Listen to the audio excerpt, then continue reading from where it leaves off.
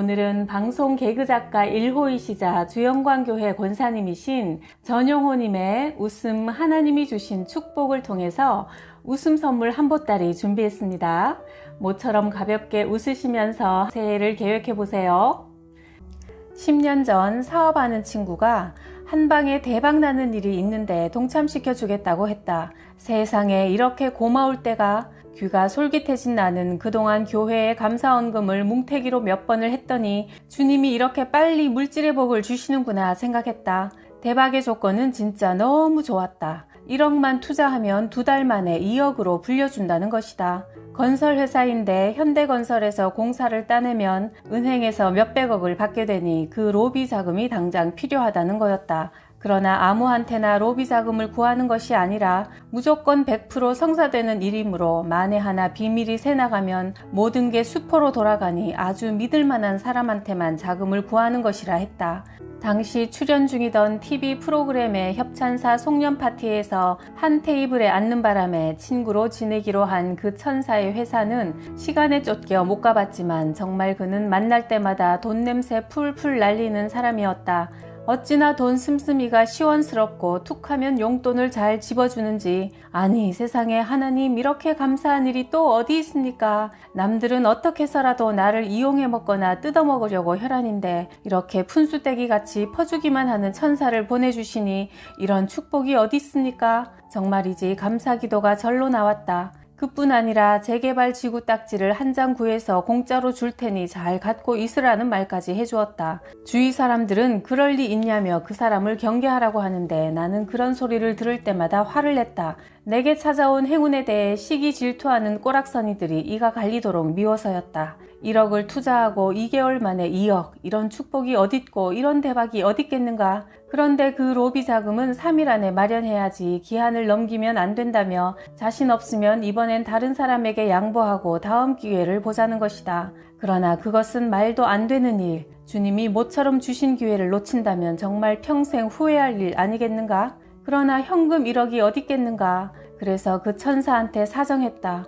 꼭 동참하고 싶은데 뭐 뾰족한 수가 없느냐고 말이다. 그러자 그 천사는 방법이 한 가지 있다며 희망의 미소를 날렸다. 가계수표를 개설하면 한꺼번에 20장을 받을 수 있는데 한 장 한도액이 500만 원이니까 단번에 1억을 만들 수 있다는 것이다.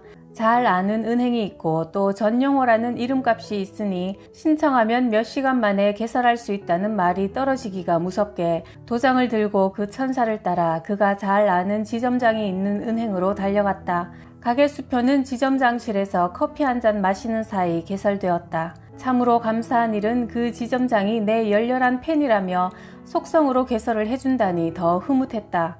따끈따끈한 가계수표 20장을 건네받는 순간 벌렁대는 가슴을 애써 진정시키며 나는 그 바닥바닥한 가계수표를 폼나게 천사에게 건네주었다. 존팽이처럼 보관증 같은 거 받지 않고 말이다. 그 천사가 조건 없이 내게 호의를 베푼 것처럼 나도 그러고 싶었고 나 역시 쪼잔한 남자가 아니라는 것을 보여주고 싶었다.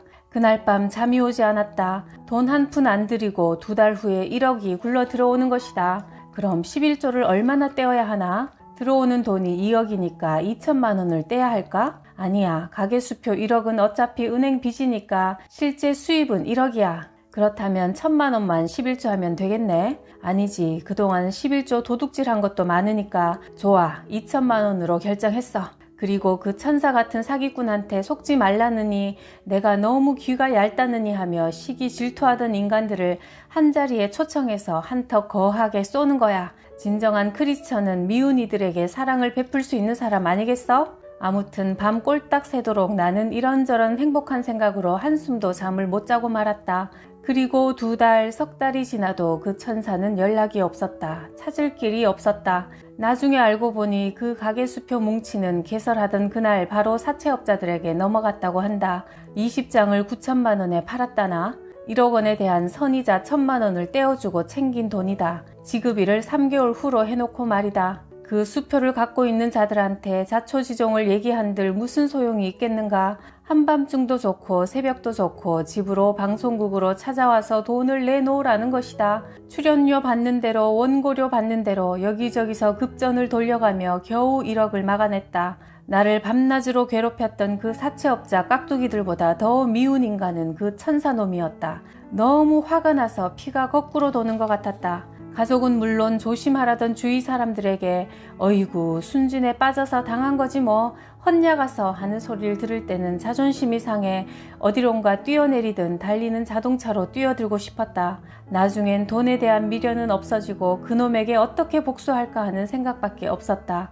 정말이지 방송일 다 때려치우고 그놈만 찾아다니고 싶었다. 지구 끝까지 아니 지옥불 속까지 찾아가서 온몸의 뼈를 가루로 만들어주고 싶었다. 일단 검찰에 고소부터 하고 절차를 밟다 보니 기가 막힐 일이 생겼다. 그 천사놈은 이미 다른 사기건들로 재판을 받고 감옥에 있다는 것이다. 그 소식을 접한 순간부터 나도 감옥 속에 갇히게 되었다. 피가 부글부글 끓는 분노의 감옥 속 말이다. 그 후 형을 마치고 나온 그놈을 상대로 민사재판을 걸었는데 그 전리품으로 얻어낸 것은 대법원 판사 도장이 찍혀있는 지급명령서 달랑 한 장이었다. 참 기가 막혀서 지급명령서를 받아내면 뭘 하나 그놈은 갚겠다는 의지가 전혀 없는데 할 수 없이 나는 그 지급명령서를 분노로 똘똘 말고 미움의 끈으로 잘 동념해서 장롱 깊숙이 간직하게 되었다. 세월은 흘러 10년이 지났지만 분노는 가라앉지 않고 미움의 뿌리는 여전히 온몸을 칭칭 휘감고 있었다. 그리고 2005년 5월 내 이름으로 운영되던 회사가 부도나고 나는 당좌수표, 약속어음, 사채, 차입금 등으로 피를 말려야 했다. 액수가 1, 2억도 아니고 10억, 20억도 아니고 평생 빚진 자로 살아도 해결 가능성이 희박한 거액이었다. 그 누구의 위로도 귀에 들어오지 않았다. 폭탄 맞은 내 모습을 지인들에게 보여주고 싶지 않아 매일 교회에 가서 기도만 했다. 그러던 중 아들의 아토피가 심해 하루도 쉬지 않고 교회에 기도하러 오시는 권미옥 집사님의 입술을 통해 마음에 큰 평안을 얻게 되었다. 사람이 감당할 시험 밖에는 너희가 당한 것이 없나니 오직 하나님은 미쁘사 시험 당할 즈음에 또한 피할 길을 내사 너희로 능히 감당하게 하시느니라.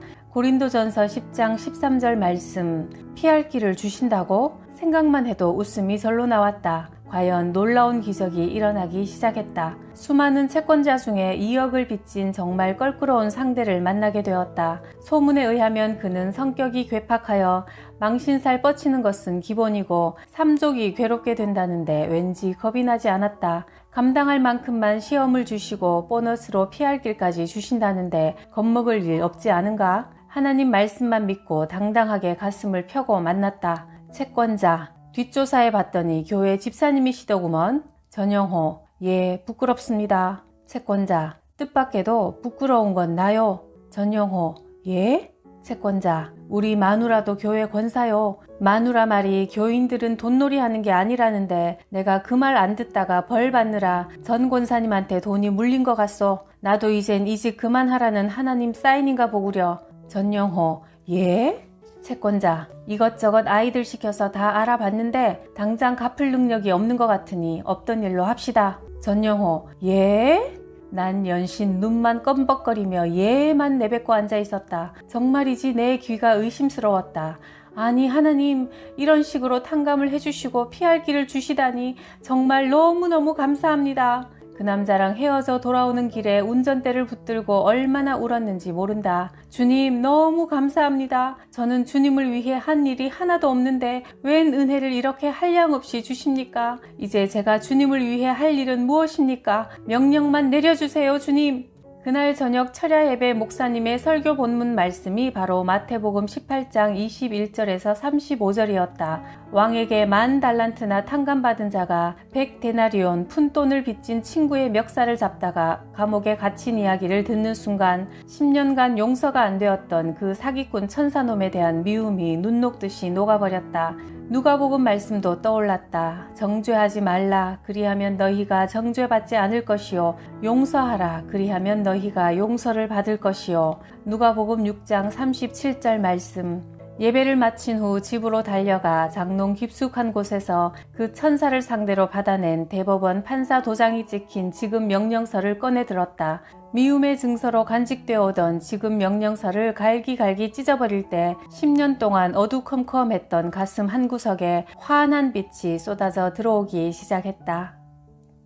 개그맨 이용식 집사는 바쁜 스케줄 속에서도 불신자만 만났다 하면 간절하고 애절한 마음으로 전도를 한다. 이용식, 난 예수님 믿고 구원받았어. 불신자, 빈정대며, 구원? 이왕이면 10원을 달래지 왜 구원만 받았어? 이용식, 그러니까 순발력으로, 10원을 받았는데 1원은 11조로 드렸어. 그런데 이용식이 언젠가 내게 11조 문제로 상담을 해왔다. 이용식, 그런데 사실 11조 때문에 시험 들 때도 있단 말이야. 예를 들어 100만원 벌 땐 11조 10만원 드리는 게 어렵지 않거든. 전영호, 그런데? 이용식, 근데 1000만원을 벌게 되면 100만원을 11조로 바칠 때 갈등도 생기고 시험에 든단 말이야. 기도해줘. 전영호, 그래? 그럼 수입이 도로 100만원만 되게 해달라고 기도할게. 그럼 11조 때문에 시험 들 일 없잖아.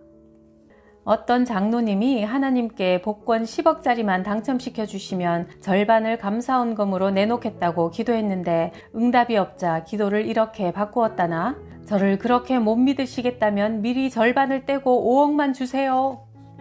요즘 연체동물로 살아가는 사람들이 많다. 신용카드를 대책 없이 긁어대다가 연체에 걸려 신용불량자가 된 사람들에게 나는 늘 말한다. 신용카드는 부스럼 같은 것이라고. 긁어 부스럼이니까. 이렇게 연체동물이 되어 스트레스를 받다가 그만 천국행 열차를 탄 어느 부부에게 하나님, 너희 부부는 카드를 대책 없이 긁어대며 주위 사람들에게도 정신적 물질적 피해를 준 죗값을 치러야 하느니라. 연체 부부, 좋습니다. 근데 그 죗값을 카드로 긁으면 안 되나요?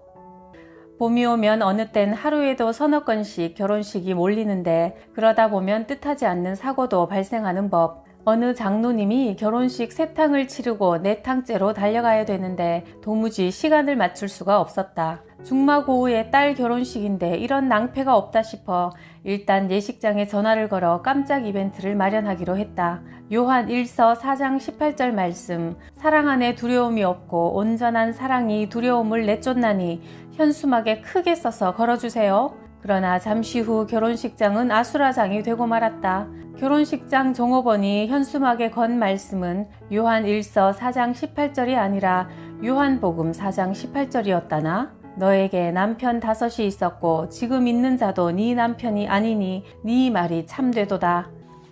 홀로 된 60세 장로가 동갑내기 권사님을 소개받게 되었다. 주님, 다 마음에 드는데 나이가 마음에 안 드네요. 이왕이면 저보다 20살 어린 짝을 붙여주시면 더 감사할 텐데요. 기도를 끝내고 나니 기적이 일어났다. 글쎄 그 장로가 순식간에 폭삭 늙은 80세 노인으로 변해 있더라나.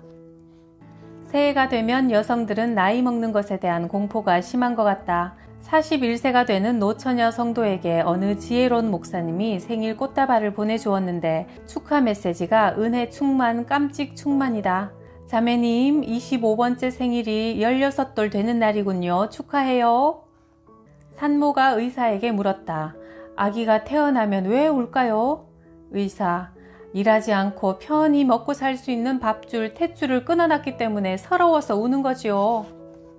옛날에 가난하지만 평소 근검하고 효사상이 높아 이웃들에게 칭찬을 받아온 3사람이 올해의 훌륭한 백성으로 뽑혀 임금님으로부터 상을 받게 되었다. 그 3명의 백성은 궁중으로 가서 왕 앞에 서게 되었다. 소원을 한 가지씩만 말해보라. 백성 1, 집 한 채만 주시면 더 이상 소원이 없습니다. 백성 2, 평생 먹고 살 수 있는 곡식을 창고에 채워주신다면 평생 그 은혜 잊지 않겠습니다. 백성 3, 저는 임금님께서 딱 하룻밤만 저희 집에서 머물고 가신다면 더 이상의 가문의 영광은 없는 줄로 아렵니다.